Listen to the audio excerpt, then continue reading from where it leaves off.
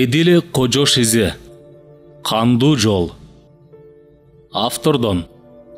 Бул аңгиме детектив жанрында жаралган адаби чыгарма. Окуялар, каармандар толугу менен ойдон чыгарылган. Азыркы мезгилде жашап жаткан же көзү өтүп кеткен кайсы бир адамдардын аты жөнү чыгармадагы каармандардыкына үндөш же окшош болушу, сүрөттөлгөн окуялар жана фактылар чындыкка жакын же дал келип калышы да мүмкүн. Эгерде чыгарманы окуп жатканда ушундай окшоштуктарды же дал келүүчүлүктөрдү байкасаңыз, урматтуу окурман, аларды кокусунан болгон нерсе катары кабыл алып коюңуз деп сизден суранабыз.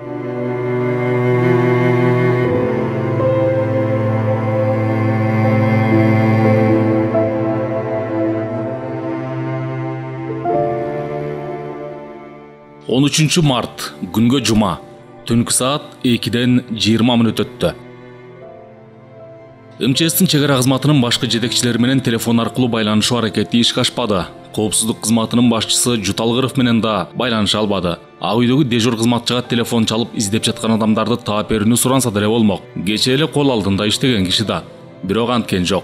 Антип дежурный аркылуу чуу салууга арзыбаган иш катары баалады өзүнүн азыркы абалын. Анын үстүнө эртең эле Садырбековду чек арадан өткөрбөй кармап турушуптур деген маалымат тарап кетет, гезиттерге жетет. Өзүнүн эле аброюн ашып кетет деп ойлоду. Анын кереги эмне? Эртең деле териштирип алам деп ойлоду. Жазгы түн кадырысы эле салкын, чыйрыккансып да кетти. Колундагы телефонду манжалар менен ары бери айлантып жатып, эшектин такайындай болгон сволочь. Ал Хамадаевди сөгүп жатты. Сенин да кезегиң кайра бир келер. Аз калды ага да. Кемсиндкен кандай болорун көрөбүз ошондо, деп өзүнчө тилденип алды. Эчтеме эмес, Степаныч, түзөйбүз бардыгын. Карачы экөөбүздүн жасаганыбызды. Мамлекет болбой эле бир чоң базар вокзал болуп калганына биз да күнөөлүүбүз. Эгерде оңдобосок тарых бизди кечирбейт. Степаныч, биздин карыз чоң. МЧС жанында турган слепкага кайрылып, ушул болуп жаткан окуя Хамадаевдин майда кекчилдиги деген эле ойдо болуп турганын айтты. Билбейм, Медер Чомоевич, чек ара кызматына түз команда бериш анын колунан келеби? Менимче Хамадаевдин дарамети жетпейт эле буга. Балким башка күчтөрдү аралашып жүрбөсүн. Ким аралашмак эле? Кимге кереги бар ушинтип тийиштик кылыштын? Мындай жорук майда барат нерсе да, Степаныч. Майда кишинин гана кылар иши. Ушинтип мени чек арада кармап, машинени текшергенден мен бирдеме болот белем. Кемсинип калмак белем. Ким жасап жатса да жаңылышат андан. Слепканын күмөнсүрөп айтканы МЧСти өтө деле түйшөлткөн жок. Анда азыр кооптонуу сезими жок эле. Ал сот, прокуратура, коопсуздук кызматы, финансы полициясы жана милиция толугу менен үй бүлөнүн көзөмөлүндө болуп калганы. Айрыкча президенттин генерал иниси Жакен Самиевич менен коопсуздук кызматында иштеген президенттин улуу баласы полковник Кибаев экөө укук коргоо органдарынын бардыгын өздөрүнүн кызыкчылыгына каалагандай пайдаланып жатканы, ал экөөнүн буйруктары мыйзамдан да жогору болуп калганы жөнүндө ойлоп жатты. Мамлекеттик бийлик системасында укук коргоо органдары менен криминалитеттин биригип алышы, алардын бир адамдын жеке кызыкчылыгына баш ийдирилип турушу жети баштуу желмогуздай эле коркунучтуу нерсе экени анык эле болчу. Бирок мындан 4 жыл мурда революция деп аталган тополоңдон кийин өлкө ичиндеги анархияны токтотолу, мамлекеттик башкарууну бекемдейли деген ураан менен аракет кылынбады беле. Бардыгы жакшы ой, жакшы максат менен ишке ашырылып жатты да. Азыркы президенттин бийлиги бышыкталып, бекемделип жатканын өлкөнүн кызыкчылыгы үчүн деп түшүнүшпөдү беле. Тилекке каршы президенттин бийлик туткасынын бекемделиши менен анын бир туугандарынын, балдарынын да мамлекеттик бийликке болгон таасири күчөдү. Ага каршылык кылып токтотуучу күч болбоду. Тең ата болуп, каршы сөз айткандын бардыгы кызматтан сүрүлдү. Кайбирине кылмыш иши козголуп камалды, куугунтукка алынды. Акыры бардык бийлик мыйзамдан сырткары чыгарылып, үй бүлө мүчөлөрүнүн колуна өттү. Мамлекеттик бийлик органдары жөн гана көргөзмөгө айланды. Айткан нерсени гана ишке ашырып турган техникалык структура болуп калышты. Бир туугандар менен балдар жасайм дегенин жасайт, кылам дегенин кылат. Тагдырдын тамашасы ушундай экен. Эмнеден качсаң ошого барып такалат экенсиң. Аңгектен качсаң дөңгөккө деген ушуда. Үй бүлөлүк башкарууга каршыбыз деген уран менен башталган революциялык кыймыл экинчи үй бүлөнүн абсолюттук башкаруусун орнотуу менен аяктады. Ушул нукта ой жүгүртүп жаткан МЧСтин башына балким мага карата жасалып жаткан азыркы кычаштык ишке үй бүлөнүн тиешеси бардыр. Мага карата кастык иштер башталып жаткан жокпу деген ой дагы эле келген жок. Ал өз жанынын коопсуздугу жөнүндө кам көрүү керектигин капарына да албады.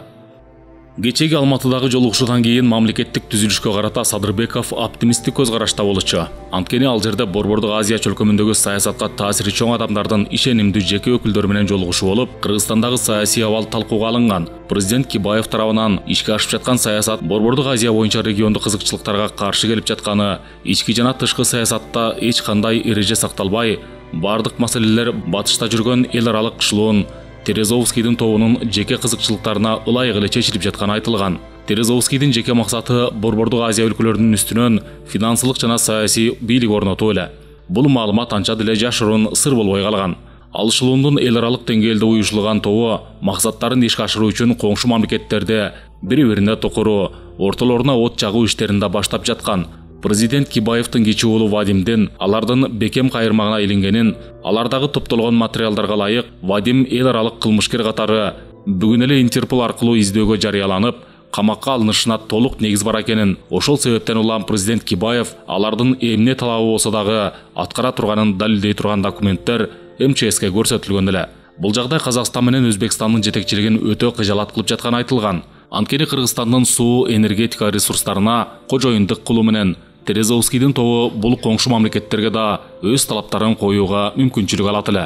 Ал күнкү жолугушуулардын ичинен МЧСтин генерал Тайнури менен көзмө-көз сүйлөшүүсү абдан маанилүү болду. Тайнуриндин коңшу мамлекеттин ичинде таасири чоң болчу. Ички иштер министрлиги, коопсуздук кызматы, армия, ошондой эле массалык маалымат каражаттары, бизнес структуралары толугу менен анын көзөмөлүндө боло турган. Президентке жакын адам болгондон кийин аны улуу султандын көрөкөсү деп аташа турган. Ошондой эле Тайнурин Англияда элчи болуп иштеп жүрүп, Великобританиянын, Америка Кошмо Штаттарынын, Израилдин чалгын кызматтары менен да тыгыз мамиле түзүүгө жетише алган. Сүйлөшүү алдында Тайнурин МЧСке казак менен кыргыз бир тууган эл. Кудай силерге өз назарын аябаптыр. Байлыгыңар абдан көп, жериңер да абдан кереметтүү. Мына ошол байлыктын ээси эл го. Өзүрүүн эл көрүп, бай жашашы керек да. Азыр силерде абалы өтө эле начар. Президентиңер афристерге көз каранды болуп калды. Бүтүндөй табигый байлыгыңар, электр станцияларыңар, алтын ген байлыгыңар чет жактагы Терезовский өңдүү жуликтердин колуна кетип жатат. Аны өзүңөр деле көрүп турасыңар. Силердин байлыкка ээ болуп алгандан кийин алар коңшу Казакстан менен Өзбекстанга да кол салалы деп жатышат. Бизди суу маселеси боюнча көз каранды кылып кармап турууга, биздин мамлекеттик саясатка таасир этүүгө аракет кылышмакчы. Токтогул суу сактагычынын, андан ары курула турган Камбарата суу сактагычынын мүмкүнчүлүктөрүн пайдаланышмакчы алар. Суу энергетика маселесин өздөрүнүн кызыкчылыктарын ишке ашыруунун куралына айланткылары келип жатышат. Бүтүндөй Борбордук Азияны аларга кол кылып берүү болбойт да. Силердин президент ушуну түшүнбөй жатат. Балким түшүнсө да баласы Вадимдин айынан аргасы жок көнүп жатат. Бул маселенин келечеги чоң чатак болот. Регион ичинде согуш чыгып кетиши да мүмкүн. Силердин президенттин саясаты кыргыз элине карата ачык эле кара санатайлык деп ойлойм. Алар бир нерсени жакшы түшүнбөй жатышат. Казактар эч качан эл аралык мафияга баш ийип бербейт. Колдон келишинче алар менен күрөшөт. Ошондуктан алардын биздин региондо бекемделип алышына жол бербешибиз керек. Чогуу аракет кылышыбыз керек. Алардын кара санатай саясатын токтотушубуз керек деп айткан. МЧС анын жүйөлүү сөзүнө макул болгон. Чынында эле Терезовскийдин таасиринин өсүшү өлкөнүн көз карандысыздыгын жок кылууга, жер суу байлыктарынын бардыгын анын колуна өткөрүп берүүгө алып келиши айдан ачык. Сөздүн жыйынтыгында, эгерде өлкө ичиндеги конструктивдүү күчтөр абалды оңдоого белсенип кирише ала турган болсо, анда сырткы саясий күчтөр бардык мүмкүнчүлүктөр менен жардам берише тургандыгынын кепилдиги берилген. Мына ошондой колдоого жана жардамдын кепилдигине ээ болгон МЧСтин тилеги тегиз болгондой болуп, көптөгөн саясий агымдардын башын бириктирип, бир күчкө айлантып, жакын арада өлкөдөгү саясий абалды кескин өзгөртүүгө кудурети жете турганын сезип, алдыдагы чоң саясий жүрүштөрдүн тизмегин ой чубатымга салып келе жаткан. Буюрса тескери кетип бара жаткан саясатты токтотуп, өлкөнү эл аралык мафиянын торунан куткарууга толук мүмкүнчүлүк бар. Бир үй бүлөнүн жеке бийлигине жол бербей турган, адамдар өзүн эркин сезген, эч нерседен коркпой жашай ала турган өлкө курабыз деген үмүт бар анын кыялында. Өзүн ошондой кубаттуу, коомдук кыймылды аракетке келтирип жаткан зор инсан катары сезип келе жатат МЧС. Ал өзүнүн саясий салмагынын артып жатканына куштарланып, кыялында келечектеги кыргыздын Дэн Сяопин ысмал тарыхта каламго дегендей, МЧСтин оюнда эртеси жума күнү өз кишилерин топтомокта 20га жакын парламенттин депутаты кол койгон кайрылууну президент Кибаевке жөнөтмөк, массалык маалымат каражаттарында жарыя болмок. Бул кайрылууда бийликте турган партия элдин үмүтүн актабай жаткандыгы, өлкөдөгү экономикалык саясат туура эмес болуп жаткандыгы, тутумдаш кризис башкаруудагы катачылыктардан улам катуу күч алып жаткандыгы айтылмакта. Эгерде шашылыш чаралар көрүлбөсө, депутаттык мандаттардан баш тартыша тургандыгын билдирмек. Кайрылуу ачык жарыя болгондон кийин дагы бир топ саясий күчтөр колдоп чыгышмак. Март айынын аяк жагына дайындалган оппозициялык күчтөрдүн жалпы республика боюнча митингтеринин алдында мындай саясий жүрүш бийликтин кризисине алып келмек. Өлкөнүн конструктивдүү күчтөрүн бир максатка бириктирүүгө жол ачмак. Натыйжада президент өз ыктыяры менен саясий реформаларга бармак, же болбосо кызматтан кетүүгө мажбур болмок. Мына ушундай багытта ой жүгүртүп жаткан МЧС эртеңки күндү көрүүгө ага Кудай насип кылбаганын, анын өлүмү тууралуу суук кабарды угаар менен ишенимдүү деген депутаттары коёндун бөжөгүндөй бөгүп жашынып каларын, кыйын деген окумуштуу депутаты курсташ досу Айнединов болсо ооз мурду кыйшайбай туруп Кибаевтерди колдоп чыгарын, анын таламын талашып жалгыз гана аял депутат Коликина чырылдап кала берерин да билген жок. О малуу төкмөлүү дүйнө деген ушу. 13 март күнгө жума, түнкү саат 2-ден 25 мүнөт өттү. Шопур бала чек ара кеңсесинен чыгып машинени көздөй басты. МЧС менен Слепко паспорт көзөмөлүнөн өтүп, шлагбаумдун ар жагында күтүп турушкан. Аларды көргөн шопур машинени оталдырып чек ара сызыгынан өтүп барып токтоду. МЧС машинеге отуруп жатып, бар жайындабы, эмне максаттар бар экен деп шопурга кайрылды. Билбейм, айтышпайт. Акча берели, батыраак эле өткөрбөйсүңөр десем болбой коюшту. Акчанын деле кереги жок окшойт буларга. Кеп акчада эмес, буйрук алышканда. Бир аз нервине тийип койгула деген, эчтеме эмес. Бул жакта да тартип болот. Бардыгын өз ордуна коебуз, убакыт келет. Ачык бетке айтып чыга албай бирөөлөрдүн артына жашынып ушундай майдай чүйдө нерсе менен чукуланып отурган келемиштердин да күнү бүтөйүн деп калды. Келме кезек эмеспи. Мындан ары саясаттагы келемиштерге аяоо болбойт. Ошолордун азабына мамлекет азыркыдай байкуш болуп отурат. МЧС арткы орундукка жайланышып отурду да шопурга кайрылып, айда кеттик, үйгө барып эс алалы. Эртең иш көп, деди. Ошентип саат 2-ден 9 мүнөт өткөндө МЧС отурган машина чек арадан өттү. Негедир аларды бажы постунан токтотушкан жок. Болгону бажы инспектору багажникте эч нерсе жокпу деп сурады. Шопур бала документин терезеден көрсөтүп эле тосмодон өтүп кетти. Ошол эле маалда кара түстүү Toyota маркасындагы 2 джип автомашинасы Бишкек тараптан келип, кайра артка кайрылып, чек аранын жанындагы автоунаалар токтоочу аянтчада турган жүк ташуучу чоң машинелердин жанына токтоду. Алдартында мамлекеттик номуру жок. Алар сырткы чырактарын өчүрүшүп туруп калышты. Ичинен эч ким жерге түшкөн жок. 13 март күнгө жума, түнкү саат 2-ден 32 мүнөт өттү. Посттордун өтөр менен МЧС шопур балага, карачы, балдар келиптирби, телефонду албай жатат, деди. Чек арадан өтө бериштеги аянтчада 4-5 жүк ташуучу автоунаа турат. Жеңил машинеден 2 джип турат. Башка көрүнбөйт. Балдар жокко, машина көрүнбөйт. Шопур машинени жай жылдырып баратып, МЧСке кайрылды. Алар сөзсүз бул жерде турушу керек болчу. Билишет да биздин келе жатканыбызды. Ушул маалда МЧСтин жүрөгү опколжуп, толкундангандай сезим болду. Кандайдыр бир кооптонуу пайда болду. Телефонун алып чыгып, номурларын бирден басып чукулап жатты. Баарынын телефону бузулганбы? Эч ким менен байланыш жок. МЧС телефону менен алек болуп, байланыштын начарлыгынан алып жатты. Ал ошол машинеде келе жаткан үчөөнүн тең телефондору станциядан блокко коюлуп, байланыштары үзүлүп калганын билген жок. Ак түстөгү Lexus машинесинин артынан бажы посту аркылуу кара BMW машинеси да өттү. Алдагы алдыдагы джиптен 50 метрдей артта жай жылып келе жатты. Алар менен катарлаш чек арадан өтүп жаткан автомашиналар жарыгын жандандырышып, жүрүшүн ылдамдата Бишкек тарапка жөнөп жатышты. BMWнын алдыдагы Lexustу ээрчи жылып келе жатканы жалпы агымдын кыймылында көп деле көзгө урунган жок. Ал BMWнын арткы орундугунда отурган жигит дагы телефон чалып, "Алло, объект чектен өттү", деди эле ага. "Алло, арт жагын тосуп келе бергиле. Эмне кылышты кырдаалга карата өзүң чечесиң. Балдар ал жерде күтүп турушат. Алар эмне кылышты билет", деген команда берилди. Жарайт. Телефонун чөнтөгүнө салып жатып, шопурга кайрылып, "Доха, акырын айдай бер. Көп көрүнбөй, байкап калышпасын", деди да жан жагында орундукта жаткан чоң сумканын түбүнөн тапанча алып, шымынын арт жагына кургагыстарып койду. Lexus джип машинеси акырын жылып олтуруп токтоп турган 2 кара джип машинесинин жанынан өттү. Ар жакта токтоп турган эч кандай башка машина жок. Жолдун жээген. Жан сакчы балдар келсе ушул жерден күтүп турушмак. Келбей калышса керек. Же убакытты туура болжой албай жолдо келе жатышат. МЧС ойлоно баштады. Жүрөгү дагы эле бирдеме сезгенсип, опколжуп турат.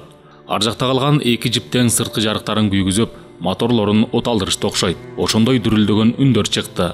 МЧС кайрылып артка айнектен ал машинелерди карады. Негедир алардын түрү жаккан жок. "Айда кете берели. Балким жолдо жолугуп калабыз. Шаарга аз эле калбадыкпы?" деп шопырга айтты да жанындагы Слепкага: «Степаныч, сенин телефонуңду берчи. Балким меники бузулуп жатпасын. Эч ким менен байланыша албай жатам», деп анын телефонун алып номер тере баштады. Бирок ал телефондон деле байланыша алган жок. Бир да башка телефон жооп бербей жатты. Сигнал жетип эле жаткансыйт, жооп жок. 13 март, күнгө жума, түнкү саат 2-ден 35 мүнөт өттү. Lexus ордунан жылып ылдамдык ала баштаганда артынан эки жип кошо жөнөдү. Жолдун биринчи кайрылышынан аны кууп жетишти. Экөөнүн тең үстүндө жаркылдаган маягы бар. Укук коргоо органдарынын атайын машинелерине окшош түр менен келе жатышат. Бир кара жип Lexustан ашып баштаганда МЧС шопурга: «Карачы, эмне машинелер экен?» деди. «Билбейм, көрүнбөйт эч белгиси. Балким таможниктер болушу керек. Алар контрабанда менен иштешет да. Шашып жатышса өткөрүп жиберчи, мейли бара беришсин». МЧС каптал терезеден жанаша келе жаткан кара жипти карап шопурга кайрылды. Ал ушу жарыша келе жаткан эки жип анын өз ажалы экендигин сезген жок. Болбосо айда токтобо, ур шаарды көздөй деп айтпеле. Алдыдагы Lexus жип машинеси акыркы үлгүдөгү жаңы автомашина болгондуктан анча-мынча башка машинелерге ылдамдыгы, кубаты боюнча алдырбайт болчу. Айда токтобо десе дагы кандай болор эле? Анткен жок. Жолкунтуп машиненин кубатын сыноого, башка машинелерге аралашып кутулуп кетүүгө аракет кылбады. Тескерисинче ал акырындап өтүп кетишсин деди. Аңгыча алдыңкы кара жип бир аз өтө берип чоң тарабына ыксала, Lexustу көбөттү карай кыса баштады. Экинчи кара жип болсо машиненин сол жак бурчуна өтө эле чукул жүрүп, тормоз берүүгө мүмкүндүк бербей келе жатат. Ылдамдык анча чоң болгондон кийин буйтап өтүүнүн ар кандай ыкмаларында жасоого мүмкүн эмес. Оң жак терең көбөт, арга жок токтоого туура келди. Болбосо тиги жөөлөп келе жаткан эки машиненин сүргүнү менен аңга ала салып кетүүгө болот эле. Машина токтору менен эки кара жиптин эшиктери шарак-шарак ачылып, аскер кийимчен, баштарына кара маска кийишкен, колдорунда автомат курал кармашкан 6 киши ыргып чыгышты да токтоп турган Lexustу тегеректеп калышты. Түрлөрү жаман. Байке, эмне кылабыз? Шопур баланын көзү алайып, үнү ичкерип, ыйлагысы келгендей болуп кетти. Байке, айтыңызчы. Булардын түрү шектүү. Машинени кайра текшеришеби? Азыр эле карап чыгышпады беле? Же атайын провокация кылып бирдеме салып коюштубу? Деди Слепкада кооптонгон түр менен. Анын оюна 2 жыл мурдагы героин салынган орус элинин матрешка курчагы түштү. Ал чатакка тиешеси бар адамдардын эч кимиси жоопко тартылбай эле кала бергенин эстеди. Азырда Садырбековго карата ошондой эле провокация болуп жатабы деп шектенди. Бирок бул оюн ачык айткан жок. Lexustун эшиктери блоктолуп жабык, сыртынан ачылбайт. Бирок тиги куралчан кишилер терезенин айнектерин чагып жибериши мүмкүн. Борондолгон айнек болбогондон кийин кичине катуу бирдеме тийсе быркырап кетет. МЧС түзүлгөн кырдаалды баамдай албай турду. Үн каткан жок. Маскачан адамдардын шоопуртушта турганы автоматтын учу менен терезени тырсылдатып: «Эшикти ач, сыртка чык», деди буйрук берген түр менен үнүн катуу чыгарып. Байке, эмне кылайын? Шопур баланы калтырак басып калды. Анын катуу коркуп турганын байкаган МЧС: «Коркпо, кубат, ача бер. Көп болсо аларга мен керек болом да. Силердин эмне тиешеңер бар, ача бер», деди үнүн токтоо чыгарганга аракет кылып. Сананын күлүктүгүн кара. Баягы кесилген кулак, манжадан тартып, мурда атылып өлтүрүлгөн Баяман, Жыргалбек, Тынчтык, Рыспектер бир заматта көз алдынан чубап өттү. Дайынсыз жоголгон Русланды да эстеди. Анткени колунда так далил болуучу документтер жок болсо да, МЧС өзүнүн ушуга чейин ээлеп келген кызмат ордуна ылайык ал кандуу окуяларга кимдердин кандайча тиешеси бар экендигин жакшы билүүчү. Кимдин көзү кандай себеп менен, кимдин кызыкчылыгына карата тазаланганын да биле турган. Аталган бешөөнүн ичинен Баяман, Рыспек жана Руслан үчөнүн Кибаевтер үчүн эмгеги атан төө көтөргүс болчу. Алар болбосо жулунган 7 бир туугандын бийликке келиши да, андан кийин бийликти кармап калышта күмөн болушу. Нейсе болсо да өз менеттеринин акыбетін көрбөй кете беришти. Кайран жигиттер. Башкаларга карата болсо болгондур, жасаса жасап жаткандыр. Ал эми өзүнө карата андай зомбулукка бара алышпайт деп ойлошу. Садырбеков өзүнүн өлкө ичиндеги жана эл аралык аброюна ишенген эле. Азыр сезди. Бул маскачан жигиттер жөн жерден ачыктан ачык эле чоң жолдо минтип автомат такап камап турбасын. Колдорунда атайын тапшырма бар. Артында алар ишенишкен катуу күч бар. Машиненин эшиги ачылары менен эки сомодой болгон жигит шопурду сүйрөп чыгып кетишти. Бир маскачан киши дароо Lexustун рулуна отурду. Экөө болсо арткы эшиктен киришип, МЧС менен Слепкону кысып отурушту. Дагы бирөө шопурдун жан жагындагы алдыңкы орундукка отурду да «Айда кеттик» деп буйрук берди. «Эмне иш болуп жатат? Силер кимсиңер?» МЧС мүмкүн болушунча өзүн кармаганга аракет кылды. «Кимдин тапшырмасы менен иштеп жатасыңар?» деди. «Барганда билесиз, тынч отуруңуз, өзүңөргө эле жакшы», Алдыға келіп отырған маскачан киши МЧСке кайрылып күн кетти да колуңарды бере бергиле деген буйрук менен чөнтөгүнөн кол кишендерин шалдыратып алып чыкты. Анын эмне кереги бар? Эмне бизден коркуп жатасыңарбы? Жок, тартип ушундай, бериң колду. МЧС бир саамга тигини карап турду да коркпосоңор чечпейсиңерби маскаңарды деди. Аңгыча сол жак капталында отурган маскачан киши МЧСти чыканагы менен кабырга тушка укуп алды. Көп базарды коюң да. Сунуң колду. Үлгүрөсүң анан сүйлөп, убакыт болот. Слепка үн каткан жок. Көздүн кыйыгы менен МЧСти карап келе жатты. Анын колдору калтырап, оозу кургап, кежигесинен ылдый муздак терега баштаган. Ме салсаң сал, бирок кийин жооп берип каласыңар. Ошону түшүнгүлө. Силер ким экендигиңер такталат бат эле. МЧС эки колун бириктирип алдыга карай сунду. Арт жакты карай кайрылып отурган алдыдагы киши шарт эткизип кишенди бекитти да «Сиз дагы» деп Слепкого кайрылды. Ал унчукпай эле колдорун сунду. Кишен ага да салынды. Шопур кайда калды? Анын күнөөсү эмне?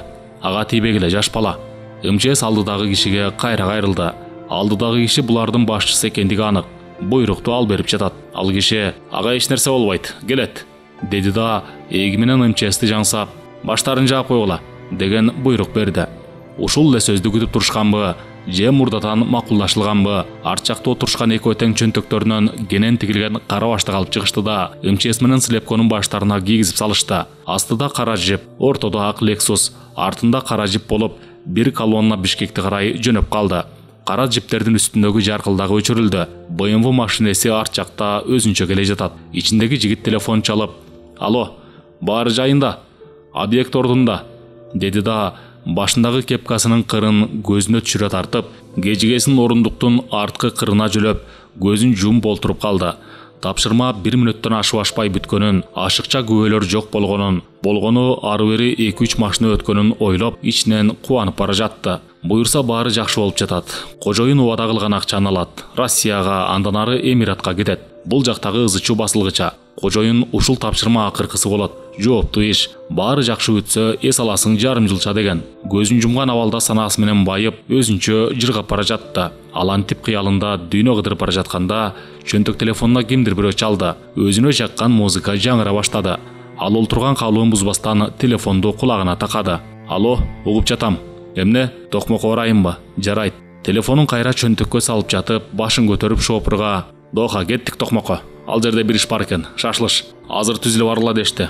Беркин эртең беребиз дешти. Шефтер ыраазы окшойт» деди да кайра мурдагы абалында чалкалап отуруп калды. Бул экөө Бишкекке жете бербей айланып өтмө чоң жол менен Токмокту карай жөнөп жатышып, өз тагдырларында кожоюндар тарабынан эбак чечилип калганын билбейт болчу. Булар да пенде да. Андан 1 саат убакыт өткөндөн кийин Бишкек Торгарт жолунун 52 километринде көбөттө ала салып жаткан BMW машинасы табылды. Бул авто кырсык жөнүндө ошол маалда Бишкекти карай кетип бара жаткан жүк ташуучу автоунаанын шопуру милицияга телефон аркылуу билдирген. Кырсыкка кабылган машиненин ичинде 2 кишинин өлүгү бар экен. Алар Токмок шаардык оорукананын өлүкканасына жеткирилди. Жандарында эч кандай өздүк документтери жок болгондуктан, ал кырсыкка кабылган адамдардын аты жөнү такталган жок. Ал жерге келген милициянын иликтөө тобу катуу ылдамдыкта келе жатып, шопур машинени башкара албай жолдон чыгып, ала салып кеткен деп божомолдоду. Машина болсо бир жума мурда уурдалып издөөдө экен. Анын мамлекеттик номуру да башка эле. Мурда каттоодон чыгарылган машинеге таандык экендиги аныкталды. Бир күндөн бери Lexustун артынан көлөкөдө элешип келе жаткан кара түстөгү BMW машинесинин, анын ичинде жүрүшкөн 2 кишинин тагдыры ушундай болду. Алардын өлүмү 13 март жума күндөгү табышмактуу курмандыктардын эсебин ачты. 2 айдан кийин кароосуз калган, аты жөнү белгисиз кишилер катары сөөктөрү дагы башка ээсиз өлүктөр менен кошо көмүлүп калат. Бейитке алардын өлүкканада катталган катар номурлары жазылган тактай сайылат. Ошентип дагы 2 үй бүлө жок издеп зарга акшайт. Дайынсыз жоголгон кишилердин саны дагы 2ге көбөйөт.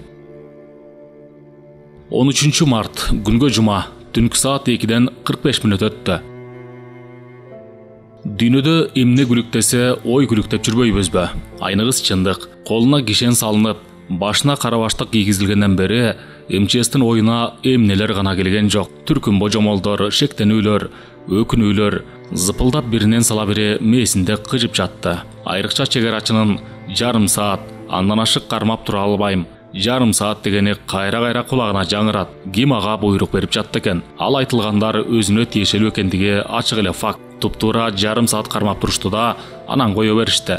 Демек бирөөлөргө жарым саат убакыт керек болгон, даярданууга мүмкүнчүлүк алышкан. Же жанагы эки кара жиптин чек арага жетишине ошончо убакыт керек болгон. Нейсе болсо да атайын даярдалган иш.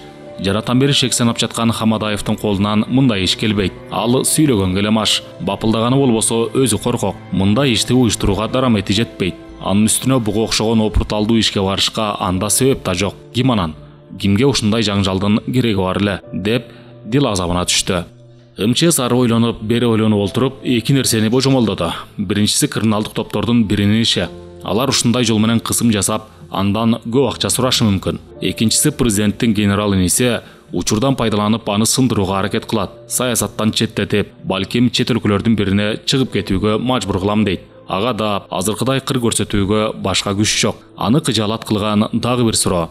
Эгерде бул иш Жакендин колунан келсе, анын бандиттери жасап жатса, анда президент анын кичүү баласы Вадимге айтылды бекен. Алар билишеби? МЧСтин ою президенттин кичүү уулу Вадимге токтоду. Ал жигит мурдатан эле чет элдик мафиянын колуна түшүп калган экен. Атасы премьер-министр болуп турганда эле мындан 7-8 жыл илгери ошол кезде эл аралык деңгээлдеги шумпайлар аны өз колдоруна алып алышып, аны пайдалануу менен Кыргызстанга өз кызыкчылыктарын киргизүүгө аракет кыла башташкан. Анткени алардын ал кездеги өлкө президентинин жакындары аркылуу иштешке мүмкүнчүлүктөрү жок эле. Ал канал башка топтор тарабынан ээленип калган. Кибаев өкмөт башчы болуп турганда бир топ документтерге кол койдурууга да жетишишкен. Кийинчерээк Вадимдин атасы премьер-министрликтен кетип, оппозицияга өтүп калган убакытта да алар аны ташташкан жок. Кийин пайдасы тиет дештиби, айтор акча жагынан жакшы колдоо да көрсөтүштү. Алардын акчасы менен Кибаевдин саясаттагы таасири өстү. Парламентке депутат болуп шайланды. Оппозициялык күчтөргө лидер болуп калды. Эл аралык мафия америкалык жана орусиялык чалгын кызматтарын сатып алуу менен Кибаевди бийликке алып келүүнүн амалдарын кылышты. Ошого ылайык ага көп өлчөмдөгү акча каражатын да беришти. Кибаевди өйдө жылдыруу алар үчүн өтө маанилүү болчу. Анткени алардын атаандаштары мурунку президент Какаевдин баласы менен кызын колго алышып, өлкө ичиндеги экономикалык саясатты көзөмөлдөп калышкан. Какаевдин баласы Аймар көпчүлүк маселе боюнча чечкиндүү болбой, атасына таасир бере албай жаткандан улам, ал мафиялык топ улуу кызы Маржанды торуп калышат.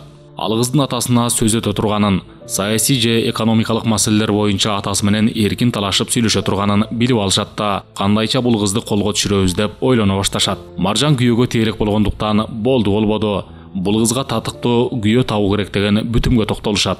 Анан өздөрүнө толук көз каранды болгон сырт келбети келишкен 4-5 жигитти камдашат. Аларды атайын окутушат. Айрыкча тиги кыздын кылык жоруктарын, сүйгөн тамак ашын, окуган китептерин, жактырган жазуучу акындарын, музыка, кинолорун, деги тиешеси бар маалыматтарды аларга жаттатышат. Ал жигиттер даяр болуп калгандан кийин Маржан кайсы чет мамлекетке барса дагы алар ошол жерде болушуп, ар кандай шылтоо менен таанышууга аракет кыла башташат. Акыры Швейцарияда өтүп жаткан бир чоң саясий форумда Маржан менен ошол атайын даярдалган жигиттердин бири Адик жолугуп калат. Бир көргөндө эле бири-бирине көңүлдөрү туура келгендей болуп, сүйлөшө келсе окуган китептери, сүйгөн музыкалары да окшош болуп чыгат. Жада калса ошол күнү тагынып жүрүшкөн сааттары да окшош.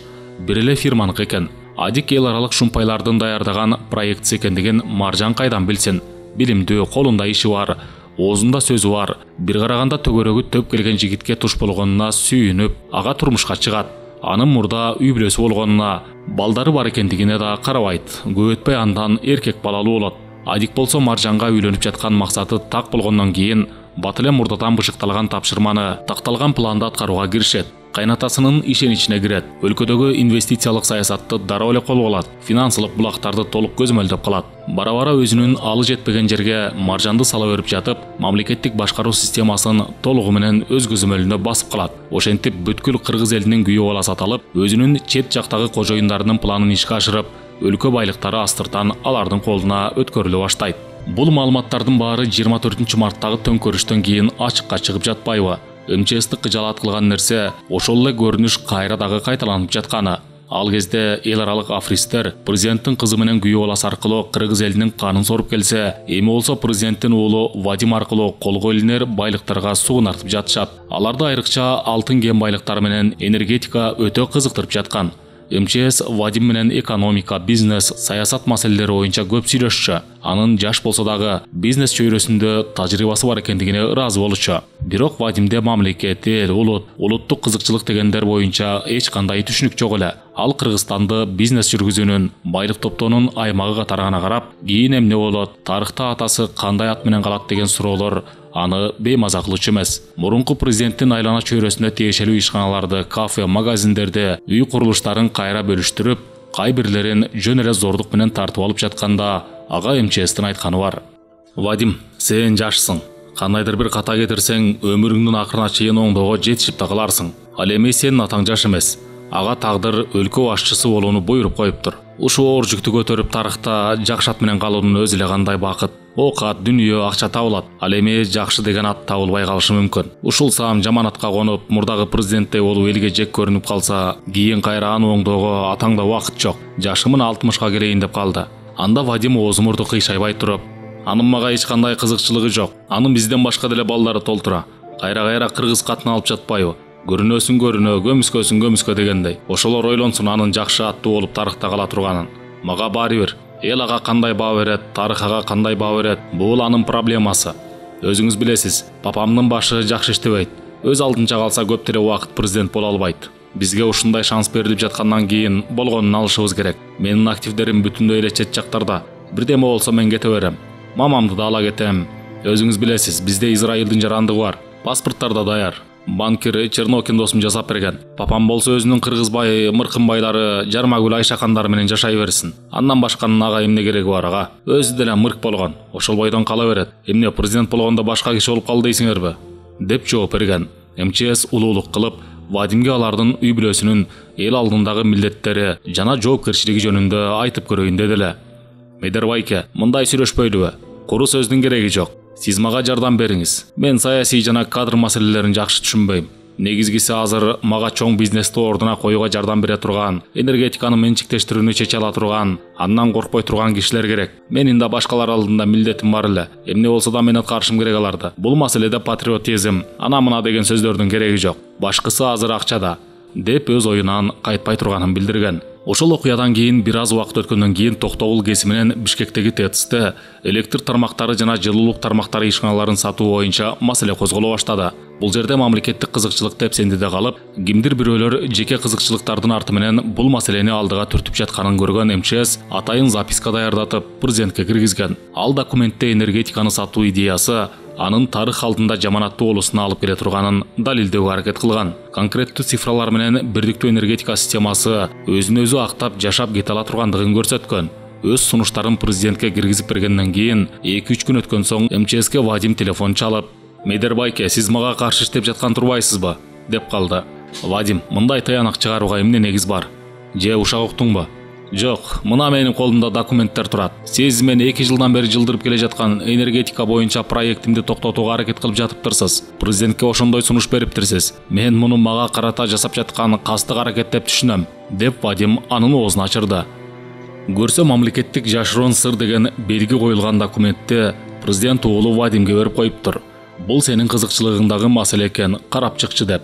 Энергетиканы сатуу маселесинин чоо жайын президент түшүнбөй жатат деп ойлогон. Көрсө андай эмес экен. Бардыгы ойлонулуп туруп, ошол эле Вадимдин айтканына карата сатылганы жатыптыр. Ал эми Вадимге болсо анын чет элдик кожоюндары бүтүндөй документтерди даярдап алып келип беришиптир. Анын ичинде энергетиканы сатуу боюнча мыйзамдардын, өкмөттүн чечимдеринин долбоорлору, тиешелүү эсеп кысаптар, негиздеген справкалар да бар. Баары даяр. Парламент кабыл алып, өкмөт кол койсо эле энергетика тармагы алардын менчиги болуп калмак. Ошентип бул маселе боюнча МЧС Кибаевтердин үй бүлөсүнүн душманы катары көрүнүп калган. Анысы ал. Андан кийин КЭСтерди курууга Орусиянын жардамын суроо боюнча маселе козголуп талкууланып жатканда, президент оозу мурду кыйшайбай туруп эле бул маселени Вадим карап чыксын.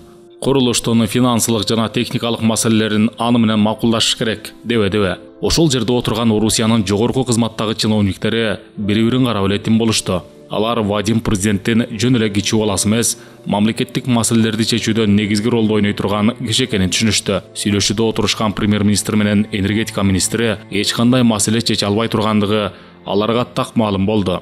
Ошол себептен алар кийинки сүйлөшүүлөрдү Вадим менен гана жүргүзүшүп, керектүү документтерге премьер-министр же министрлер жөн эле кол коюп берип турган. Ошондой тартип калыптанып калган. Мына ошол энергетика маселеси чыккандан кийин Вадим да МЧСке сыртын салды. Болгон маселелерди мурдагыдай ага кайрылбай, өз алдынча түз чечүүгө аракет кыла башташкан. Өкмөт башчысына же министрлерге тикелей чыгып тапшырма берүүчү. Ушуларды ойлоп келип МЧС Вадимди да аяп кетти.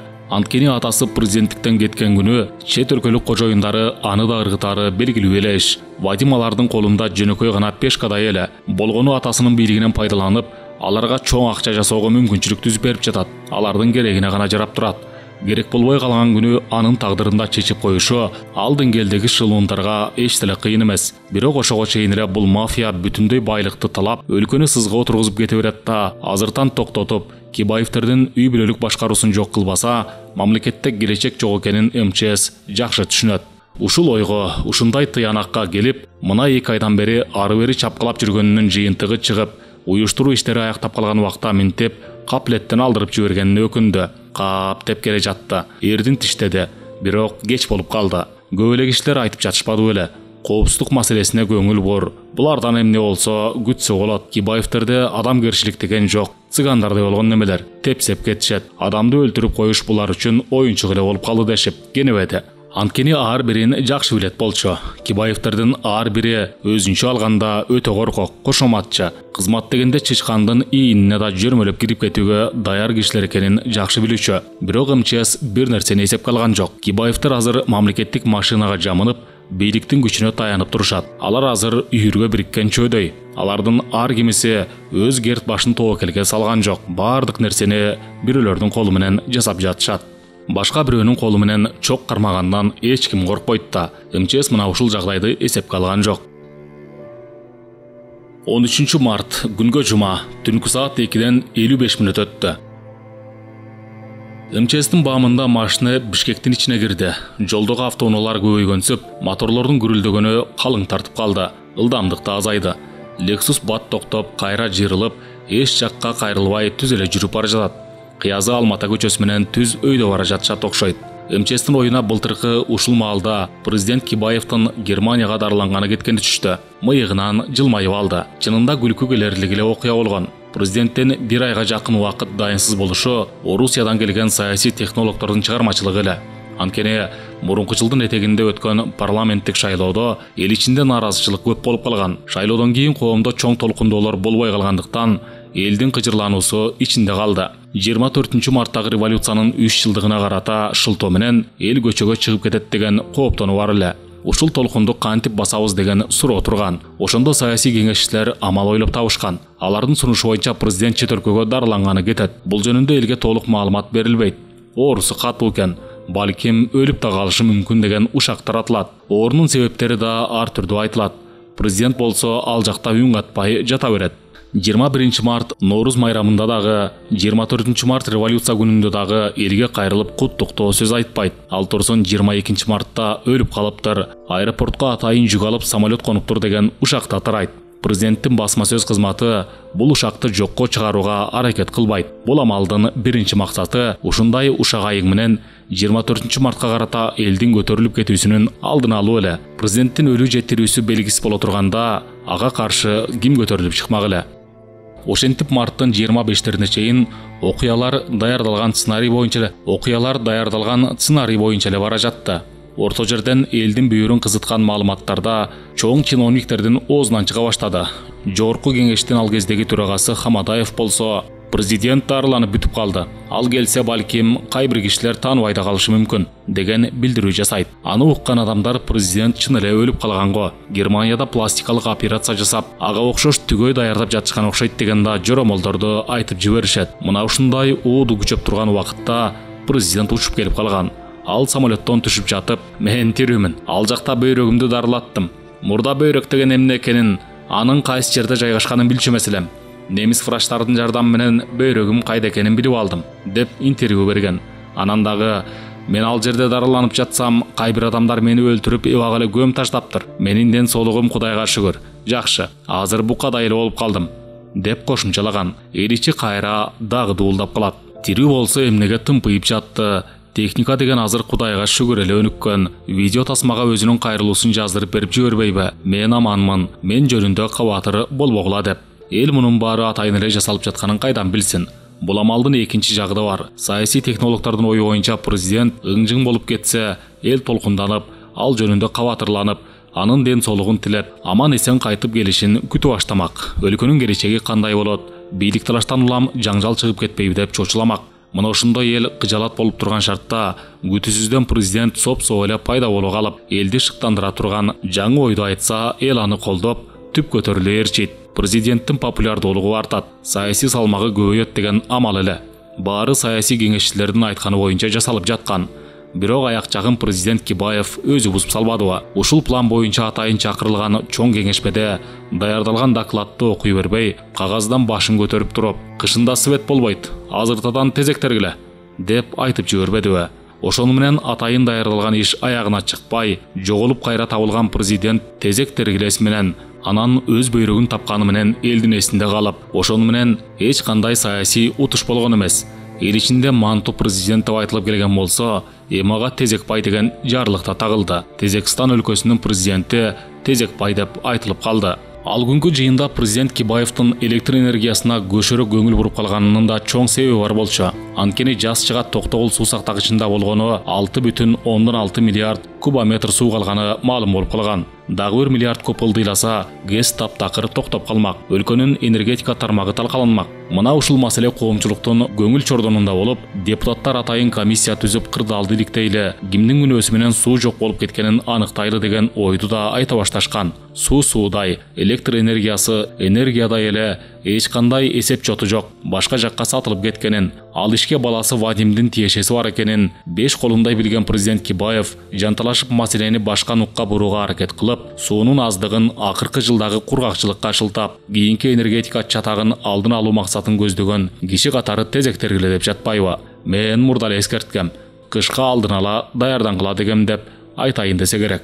Ушул окуядан 10 чакты күндөн кийин бириккен оппозиция элдик курултай өткөрүп, ал жерде бийликтин талпагын ташка жайып таштабады беле. Энергетикага байланыштуу маселелер ачыкка чыгып, Токтогулдагы суу ачыктан ачык эле сатылып кеткени айтылып, энергетикалык кризис кимдин пайдасына карата атайын уюштурулуп жатканы жарыя болуп кеткен. Саясий утуш оппозиция жакта болуп калган. Мына ушул окуяны эстеп жатып МЧС президент Кибаевдин жеке сапаттарына нааразы болду. Ушундай кишилер кантип бийликке келип калат деп ойлоду. Катардагы эле техникалык институтта 13 жылда араң окуп бүткөн орто заар билими бар инженердин мамлекет башына келип калышына кандай шарт бар эле? Мурдагы президент Какаевдин кошоматчыларды колдоо саясатынын кесепети өз башына тийди да. Акыры келип анын жанында мамлекетти башкара турган бир да белдүү жигит калбай, тегерегинде кошоматчылар, алдым жуттум шылуундар, сылаңкороз сайпаналар чогулушпады беле. Өзүн каныша сезип калган аялы бир жакка тартып, баласы Аймар экинчи жакка, кызы Маржан менен күйөө баласы Адик таптакыр тескери тартып жатып, президентти ала салдырып анга тыгып салышканы талашсыз чындык эле. Азыр деле ошол көрүнүш, элди, өлкөнү ойлогон эч ким жок. 13 март күнгө жума, түнкү саат 3 болду. Ак Лексусту жандап келе жаткан кара жиптин бирөө жарым чакырымча алдыда, бирөө ошондой эле артта келе жатышат. Бишкекте айланма чоң жол менен кесириштен өткөндөн кийин каршы терши жүргөн автоунаа көп эле болуп калды. Ошондуктан бул 3 машина жалпы агымдан көп деле бөлүнгөн жок. Болгону жол ээндей калган жерлерде ылдамдыктары катуу, жүрүш ыкчам. МЧСтин болголосунда машина эч жакка кайрылбай эле түптүз Алмата көчөсү менен келе жатат. Бир аз оңго же солго кыйгаштаган эле болбосо чукул бурулуу болгон жок. МЧСтин эсине Кибаевдин психологиялык портрети жөнүндө бир гезитке чыккан макала түштү. Ал макаланын автору президент Кибаев ар кандай чукул суроого калп айтып жооп бере турганын байкаган. Бул көрүнүш кокусунан болуп жатабы, же анын жеке кулк мүнөзүнө тиешелүү нерсеби деген суроону ириктеген. Көрсө Кибаев кичинесинде көп балалуу үй бүлөнүн улуу баласы катары атасынын катаал мүнөзүнүн курмандыгы болуптур. Атасы кичине эле жаздым кетсе катуу жазалай турган. Балдардын улуусу катары жаза Кибаевке тие турган. Таякты көп жеген. Табигатынан бош мүнөздүү бала атасынын токмоктоосунан кутулуунун амалы катары калп айтууга өткөн. Калпты өзүнө калганыш катары кабыл алган. Таяк жеп денесинин ооруганына караганда көз ирмебей дароо такалбай калп айтып жиберип, жазадан кутулуу анын психологиялык мүнөзүнө айланып калган. Анын психикасындагы мындай кемчилдик мурда көп байкалбаса, азыр президент катары эл алдына чыкканда ор коюп көрүнүп калды. Аны ал жаап жашыра албайт. Көрсө бала кездеги психологиялык комплекстер өмүр бою сакталып кала берет турбайбы?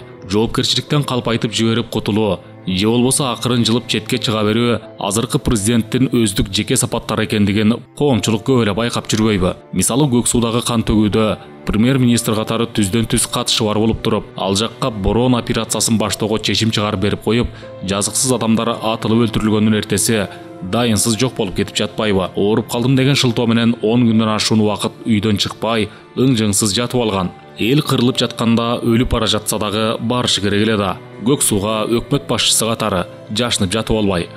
Кийинчерээк болсо менин бул окуяга тиешем жок. Ошол кан төгүүгө каршы болуп, өз ыктыярым менен мен кызматтан кеткем деп чыкты. Каш кайтып туруп калп айтты. Документтерде анын өз колу турат да.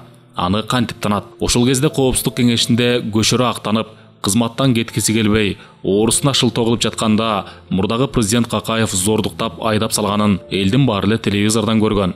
Аны кантип танат? Көксүү кандуу окуясына байланыштуу ооруну жашырып жатып калганын унутуп калганбы? Былтыр 1 ай жок болуп, Германияда дарыланып келгенде самолеттон түшүп жатып, мен канча жыл жашадым, ушуга чейин бир да жолу ооруп калган эмесмин.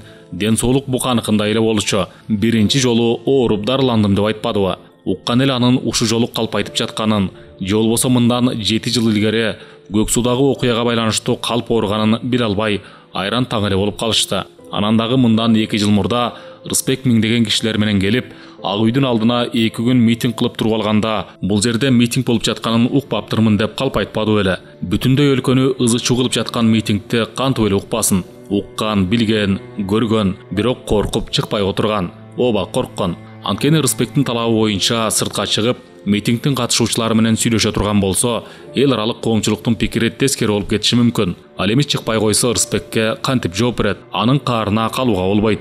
Ага карызы чачтан көп. Айрыкча бийликте бекип калуу маселеси боюнча анын жардамын жакшы эле көргөн. Көк суу окуясынан кийин деле, Рысбектин митингисинен кийин деле Кибаев коркконунан калп айтып жиберген. Ошондой эле кайсы бир жерде эл менен жолугушуу учурунда андан Жункеев деген кишини тааныйсызбы деп сурашса, ал дароо эле андай кишини тааныбайм деп жооп берген. Чынында дагы эмне болуп кетет деп калп айтып жиберген ал жолу дагы. Ал жерде отурган эл дуу дей түшкөн. Президент да калп айтабы деп. Ошол Жункеев деген неме анын колу коюлуп, мөөрү басылган президенттин кеңешчиси деген документ алып, президенттик администрациянын гаражынын номуру тагылган машина минип жүргөн да. Аны элдин баары эле көргөн. Ошол жолугушууда да анын маңдайында залда отурган. Залда отургандар сөөмөй менен чукуп көрсөткөндө гана бул кишини тааныйм. Гүсөн Кыдыкович тааныштырды эле. Ошол кишинин сунушу менен алгам өзүмө кеңешчи кылып деп, өзүнүн ал кездеги администрация башчысына шылтап койгон. Ал жерде отурган эл ушул Жункеев сымал суугуйдуларды жаныңызга алып жүрсөңүз жакшы аттуу болбойсуз. Сизди уят кылышат мындай кишилер деп эскертишкен. Ушул сымал окуялардан улам Кибаевдин жоопкерчиликтен жаа бою качканы, бирдеме болсо ташбакадай башын тулкусуна ката коёру, көз ирмебей туруп калп айтып жибермесе, айрыкча көзгө дароо урунуп турат. Баягы 24 март күнү аянтта чаң кудуң башталганда качып барып, манту жеп отуруп алганы анын нукура мүнөзүн ачык эле айгинелеп жатпайбы? Эгерде милиция көтөрүлүшчүлөрдү камай баштаса, мен жок болчумун, билген эмесмин деп четке чыга берери анык эле болчу. Психологдор анын ийиндери ары бери ыгы жок күйшөгөнүн, көздөрүн чанагы менен айлантып эки жакты караганын, тилин кескелдирткендей соймоңдотуп, эрдин жалаганын, колдорун олдоксон жаңсап, кайра-кайра бетин, чачын сылай бергенин, ошол бала кезден калган психикалык травманын кесепети деп айтышат. Медициналык көз караш менен алганда ал оорукчан киши. Мына ушундай киши кандай шарттар менен мамлекеттик бийликтин башына келип калды? МЧС мына ушул жагдайларды ойлоп келе жатты. Өзүнүн абалын бир саамга эсинен чыгарып да жиберди. 13 март күнгө жума. Түнкү саат 3-төн 5 мүнөт өттү. Көлөмү чоң болгон менен жүргөнү элпек Lexus машинеси заңгырата салынган 2 кабат үйдүн короосуна кирип токтоду. Кара жиптин бирөө алдыда келип кородо экен. Экинчиси саам артта келип калды. Машинелер кирер менен короонун дарбазасы жабылды. МЧС менен Слепкону машинеден жетелеп түшүрүп, үйдүн ичине алып киришти да кайра ылдый түшүрүштү. Аларды подвалдагы 2 башка бөлмөлөргө киргизип отургузушту. Баштарындагы баштыктарды чечишти. Колдорундагы кишенди алышкан жок. Аларды машинеден түшүрүп жатышканда үйдөн бирөө чыгып, Lexustагы болгон буюмдарды үйгө алып киргиле, эч нерсе калбасын. Булардын да чөнтөктөрүн карагыла. Болгон нерсени чогултуп алып келгиле деп буйрук берди. МЧС башындагы баштык чечилгенден кийин көзү жарыктан уялып, полду карап бир аз отурду. Жетелеп келген киши чыгып кетти. Саамга жымжырт болуп калды. МЧС эки жагын каранып, өзү туюк подвалда отурганын билди. Тактайдан кынап жасалган жөлөңгүчү жок, орундукта олтурат.